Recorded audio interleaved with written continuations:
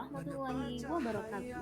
Saya Priscilia, mengajar di SMP YP Bakti Ibu 11 Kota Lubuk Linggau, calon guru penggerak angkatan 11 Kota Lubuk Linggau, Provinsi Sumatera Selatan. Dengan fasilitator Ibu Sumini, Magister Pendidikan, pengajar praktik Ibu Susianti, Sarjana Pendidikan. Pada kesempatan ini saya akan membahas koneksi antar materi modul 2.1 pembelajaran berdiferensiasi. Dengan pertanyaan pemantik yang pertama, apakah saya mengubah pemikiran saya sebagai akibat dari apa yang telah saya pelajari? Yang kedua, bagaimana perubahan pemikiran tersebut berkontribusi terhadap pemahaman saya tentang implementasi pembelajaran berdiferensiasi? Dan yang ketiga, bagaimana saya tetap dapat bersikap positif walaupun banyak tantangan dalam penerapan pembelajaran berdiferensiasi ini. Yang pertama, apakah saya mengubah pemikiran saya sebagai akibat dari apa yang telah saya pelajari? Ya, setelah mempelajari modul ini, saya mengubah pemikiran saya tentang pembelajaran berdiferensiasi. Awalnya saya mengira bahwa pembelajaran berdiferensiasi dikotak-kotakkan visual, audiovisual, dan kinestetik sehingga sangat sulit atau tidak mungkin diterapkan pada kelas besar, di mana dalam satu kelas terdapat murid yang banyak dengan beragam kebutuhan. Namun ternyata pembelajaran berdiferensiasi secara alamiah dapat terjadi jika guru menghadirkan kondisi yang mengundang murid untuk belajar dan bukan sistem pembelajaran yang memaksa guru memberikan pembelajaran yang berbeda kepada setiap murid. 2. Bagaimana perubahan pemikiran tersebut berkontribusi terhadap pemahaman saya tentang implementasi pembelajaran berdiferensiasi. Kontribusi dari perubahan pemikiran saya terhadap implementasi pembelajaran berdiferensiasi ialah terpecahnya pertanyaan-pertanyaan akan konsep yang selama ini saya rasakan masih samar tentang penerapan yang baik dalam mengakomodir kebutuhan murid pada pembelajaran.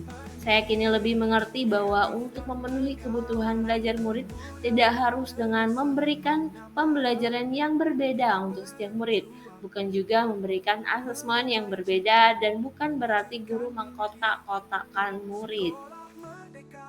3. Bagaimana saya tetap dapat bersikap positif walaupun banyak tantangan dalam penerapan pembelajaran berdiferensiasi ini?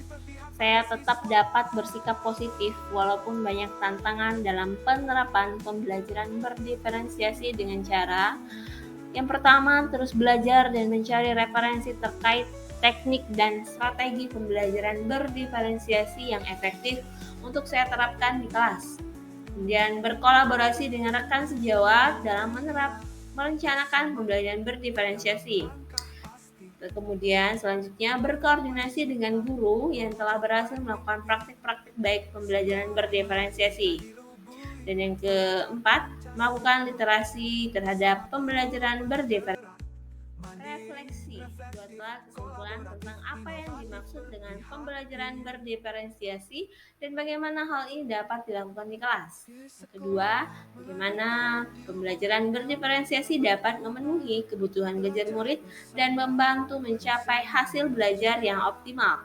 Jelaskan pula bagaimana Anda melihat kaitan antara materi dalam modul ini dengan modul lain di program pendidikan guru penggerak.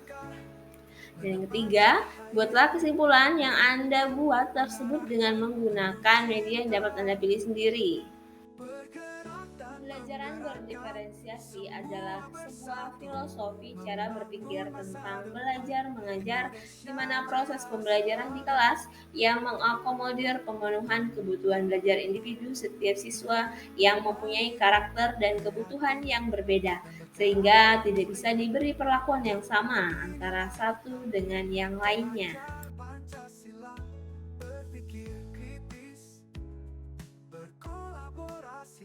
Aspek pembelajaran berdiferensiasi menurut Tomlinson tahun 2001. Tiga aspek tersebut adalah kesiapan belajar murid, dua, minat murid, dan yang ketiga, profil belajar. Semua bersatu membangun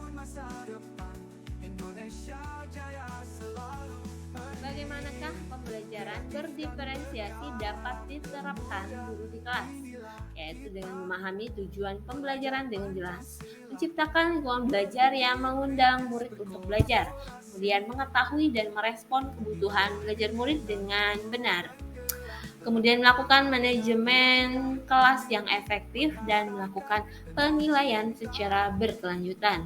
Bergerak dan menggerakkan semua bersatu membangun masa depan Indonesia jaya selalu dengan semangat pembara kita berjuang.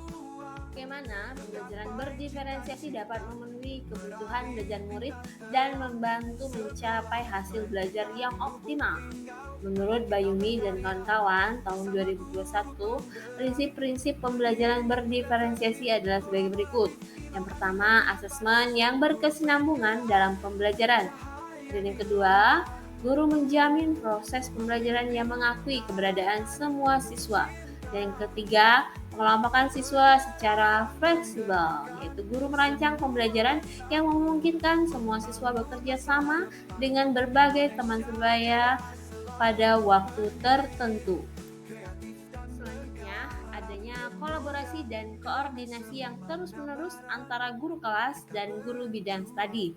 Kemudian, guru dan siswa bekerja sama membangun komitmen untuk mewujudkan hasil belajar yang diharapkan. Dan yang ketiga, penggunaan waktu yang fleksibel. Keempat, strategi pembelajaran yang bervariasi, yaitu pusat belajar, pusat pengembangan bakat dan minat. Kemudian, siswa dinilai dengan berbagai cara sesuai dengan pertumbuhan dan perkembangan setiap siswa. Kaitan antara materi dalam modul ini dengan modul lain di program pendidikan guru penggerak, yaitu modul 1.1 Refleksi Filosofi Pendidikan Nasional menurut Ki Hajar Dewantara. Modul 1.2 Nilai dan Peran Guru Penggerak. Modul 1.3 Visi Guru Penggerak. Modul 1.4 Budaya Positif. Kaitan antara modul 1.1 bahwa Ki Hajar Dewantara menekankan pentingnya pendidikan yang berorientasi pada kebutuhan peserta didik. Hal ini sejalan dengan prinsip pembelajaran berdiferensiasi yang berfokus pada pemenuhan kebutuhan belajar peserta didik. Kaitan antara modul 1.2 nilai-nilai guru penggerak, yaitu mandiri, reflektif, inovatif, kolaboratif, dan berpihak pada murid, mendukung penerapan pembelajaran berdiferensiasi. Guru akan memiliki nilai-nilai tersebut akan lebih mampu memahami kebutuhan belajar peserta didik dan menciptakan pembelajaran yang memenuhi kebutuhan tersebut.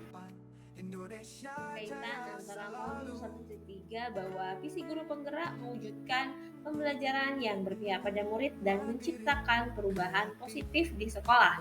Pembelajaran berdiferensiasi merupakan salah satu strategi yang dapat digunakan untuk mewujudkan visi tersebut. Kemudian kaitan dengan modul 1.4 budaya positif di sekolah dapat mendukung penerapan pembelajaran berdiferensiasi. Peserta didik yang merasa nyaman dan dihargai akan lebih termotivasi untuk belajar.